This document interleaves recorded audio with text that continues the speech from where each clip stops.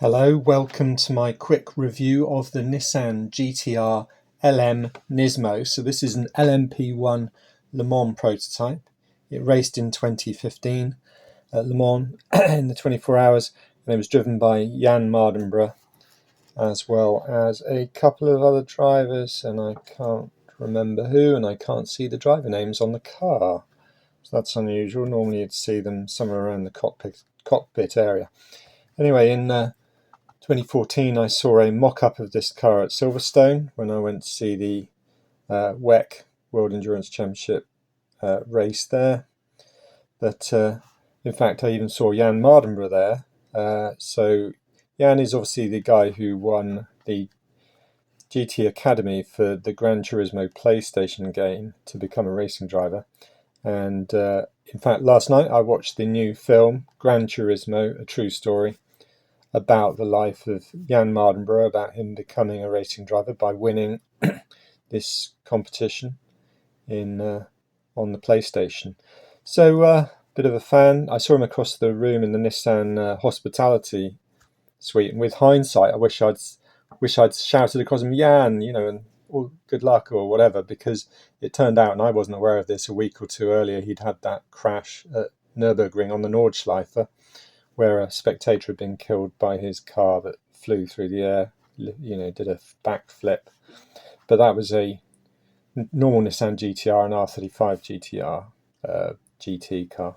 So anyway, so the crazy thing about this, and it's often known as the Batmobile, look at the shape of it, is that it's front engine, front wheel drive.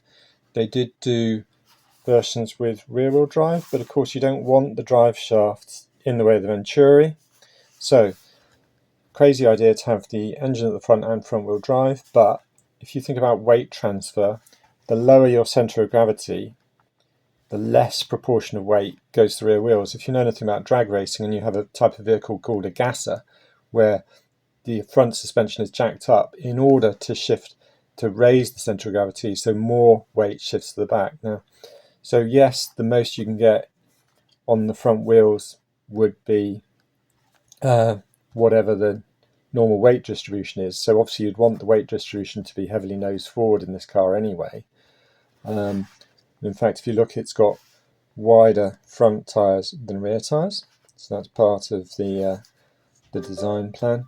And then so much of the aerodynamics of the car is the back of the car. So if you can get the engine out of there, the drive shafts out of there, the gearbox out of there, you can do a lot better with that. So for a race like Le Mans, it's not bad. I mean, yes, if it was pre the chicanes on the Mulsanne straight, it would be more effective because you don't want to do those low speed bits where you need a bit of front traction. So there's a couple of places on the circuit where you need some front traction, coming off the final corner of the Mulsanne, for example, and then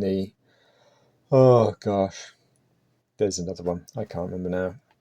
But anyway, so an interesting concept, love the idea. I'm a big fan of innovative racing car design.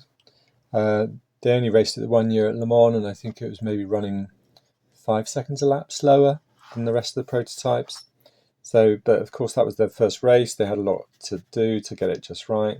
But maybe they just decided, the concept wasn't going to work after all, which is a real shame. Anyway, but looking at the model, I do love this model. It's great to have these engine exhaust exits at the front. Looks really good. You've got a good tiny windscreen wiper there. You've got all the pitot tube, the aerials, a little aerial there, little bops and bips. Lovely detail. GoPro sponsorship, Motul, all of the good stuff. The headlight detail is interesting. I guess they're modern LED headlights, I guess, but I'm not sure. Maybe Xenons. I mean, 2015. That could have been, perhaps. Anyway, and you've got these, obviously the see-through bits there for to stop lift. It's exactly to stop that problem with the higher pressure inside the wheel wells and the car flipping. So you notice you've got a chromy kind of red on the top there compared to the rest of the car. Look at that. I mean, that aero shape is just spot on. It's just brilliant. I love this thing. But maybe they could have done without the rear wing like the more modern Peugeot's in the hypercar category of 2023, but then Peugeot have now put a rear wing on there. But you know, potentially you could get so much downforce from the back of this car. Anyway, so I'm half surprised they didn't go for a narrower rear to the car, but then I guess if you're going for, yeah, you want the Venturi as big as possible, so you don't necessarily want to teardrop that way, even though you can teardrop up and down and around there.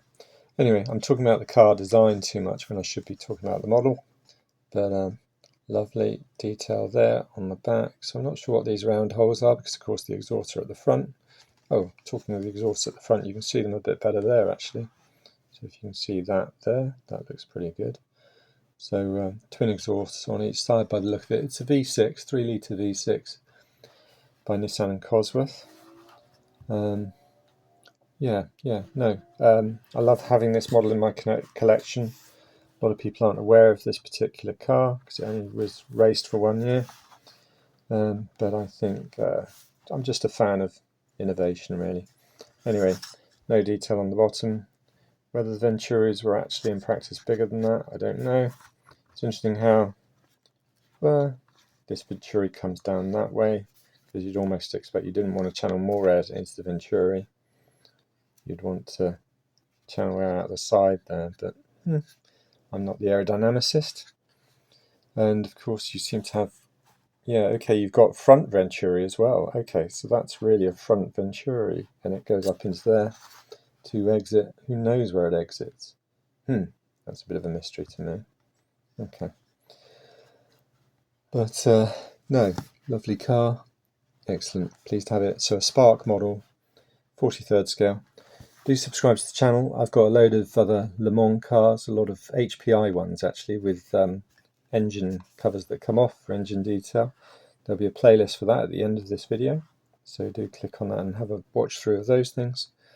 And do subscribe. I've got loads of 43rd scale Spark and HPI mainly.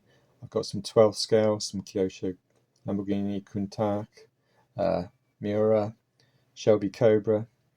Got some 18ths, Auto Art, some 64ths as well, some JDM 64ths. So have a look. But thank you for watching, and you'll hear from me again soon.